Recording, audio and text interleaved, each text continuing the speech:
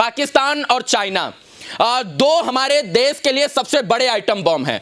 China को तो ठीक है, एक समय हम लोगों की जीडीपी सेम थी, बराबर थी, लेकिन आज चाइना हमसे कहीं आगे निकल गया सब क्षेत्रों में सर, टेक्नोलॉजी के माध्यम से, एआई के माध्यम से, सब जगह। पाकिस्तान से तो भूखा नंगा भिखमंगा, उससे तो हम लोग निपट लेंगे। इस चाइना से निपटने के लिए हम लोगों को और देश के लोगों को क्या मैसेज देना चाहते हैं? हम लोग आज चाइनीज सामानों का उपयोग करते हैं, इसके बाद चाइना की लाइट, झालर, फुहर, सब कुछ चाइना का हमारे यहां भर भर कर भरा पड़ा है।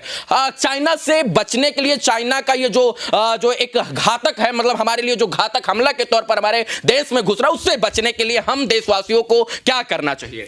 देखिए, सबसे पहले तो हम लोग को ना चाइना से सीखने की जरूरत है। हमें अपने दुश्मनों से सीखना चाहिए। वहां पे जो इंसान चाइना जाता है ना, वहां का वर्क कल्चर देखने के बाद कहता है वाकई ये लोग काम के प्रति डेडिकेटेड है।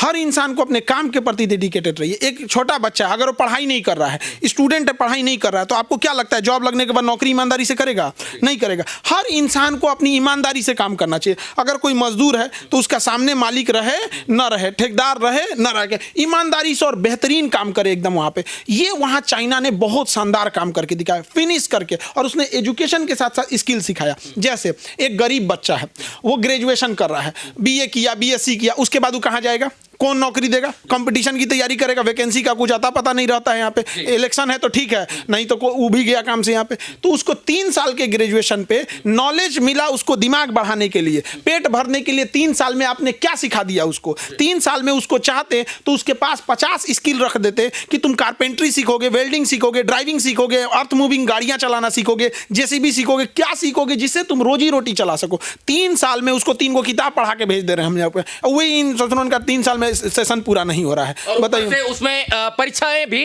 रद्द हो जाती, पेपर भी लीक हो जा रहा है। अरे आप एजुकेशन वालों का बात कीजिएगा। इस यहाँ पे इस सबका विद्यार्थी सबका मार्कशीट में नाम लिखने नहीं आता है, नामवा गलत लिख देता है, सब कुमार का कुमारी लिख देगा सब।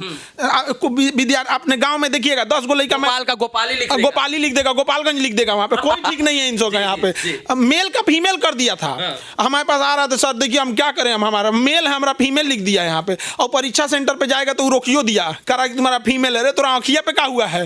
हाँ, वो जरा परेशान है, वो ड्यूटी करे तो क्या करे? तो इस शिक्षा व्यवस्था को क्या कीजिएगा? जो विद्यार्थी का नाम लिखने नहीं आ रहा है उन सौ को, इसका कोई जांच है कि जिसने गलती किया है उससे ही उसका खर्चा लिया जाए यहाँ पर हजारों लोगों का। तो हमें ग्रेजुएशन के साथ साथ एक स्किल्ड सिखाना भी जरूरी है, जिससे कि नॉलेज और पेट दोनों भर सके। भूखे पेट कुछ नहीं हो सकता है, इंसान का जब पेट भरा रहेगा तो ही कुछ कर सकता है। तो रोजगार, चाइना ने इस चीज को बेहतरीन ढंग से समझा, स्किल पे ध्यान दिया। यहाँ पे आज 3 साल में किसी को आप कुछ भी सिखा सकते हैं यहाँ पे 3 साल के दौरान। और भारत में जो स्किल है ना, वो इंसान अपने दम पे सीखता है। आप बताइए, आप पत्रकारिता कैसे सीखे? ठोकर खा खा के सीखे हैं कि नहीं सीखे? तो आज भारत में जो भी जिस मुकाम पे पहुंचा है, ठोकर खा खा के सीखा है। लेकिन चाइना ने क्या किया? इसके लिए एक सिस्टम बिल्ड कर दिया, सवाल पूछने का तरीका। जैसे आज किसी को पत्रकार बनना है तो आपके पास नॉलेज है, तो अगर ऐसी कोई संस्था रहती सरकार की जहां पर आप स्किल से, तो वहां पत्रकारिता सिखा सकते थे, हम लोग शिक्षा सिखा सकते थे, कोई और कहीं सिखा।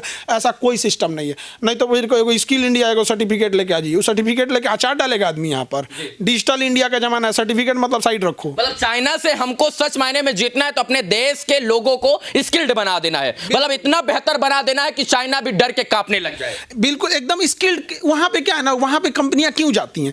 वहां पे क्या है कि जो भी वर्कर मिलते हैं प्रॉपर स्किल्ड मिलेंगे। उनको पता है कंपनी को, अगर हम इनको घर में स्किल्ड लोग हैं वहां पे, उसको पता है कि अगर नट बोल्ट कसना है तो ये नहीं कि मार्केट टाड़ कर दे यहाँ पे, उसको पता है कौन मशीन लगाएगा। और सबसे जरूरी, हमें चाइना से कुछ सीखना है तो टेक्नोलॉजी को सीखना है। हम लोग टेक्नोलॉजी बदलते हैं 200 साल बाद। आज आपको हम छोटा सा एग्जांपल बताते हैं। हमारे आपके हर मोहल्ले में जोड़ाई का काम होता है, घर द्वार बनता है, तो आज भी हम लोग सूता साहुल का यूज कर रहे हैं वो मिलाने के लिए। यहाँ पे चाइना में खत्म हो गया, वो लेजर लाइट का यूज कर रहा है। एक डिजाइन बना के बॉक्स है, वो रख दिया, वहां से लेजर निकलता है, फटाक से मिला, लेजर कटिंग। वो मशीनें हम लोग जो है इंपोर्ट करते हैं इंडिया में, करते हैं यहाँ पे। तो हम लोग टेक्नोलॉजी से पीछे हैं। तो चाइना काफी हद तक टेक्नोलॉजी में एडवांस हो चुका है वहां पर। और वहां पे भी एक और भी चीज है ना, चाइना में गवर्नमेंट जो है, गवर्नमेंट तो है ही नहीं है वहाँ पे, बट उसने क्या स्टेबल है, वो जो सोचती है उसको करती है। अब हमारे यहाँ क्या होता है नहीं, गवर्नमेंट बदलती है तो चीज़ें भी बदल जाती हैं, ये गड़बड़ हो जाता है। कोई भी गवर्नमेंट हो तो ऐसा नहीं है कि पिछली गवर्नमेंट या अभी की गवर्नमेंट का सारा काम अच्छा हो या सारा काम खराब हो। जो अच्छा रहता है उसको आगे की ओर ले जाना चाहिए।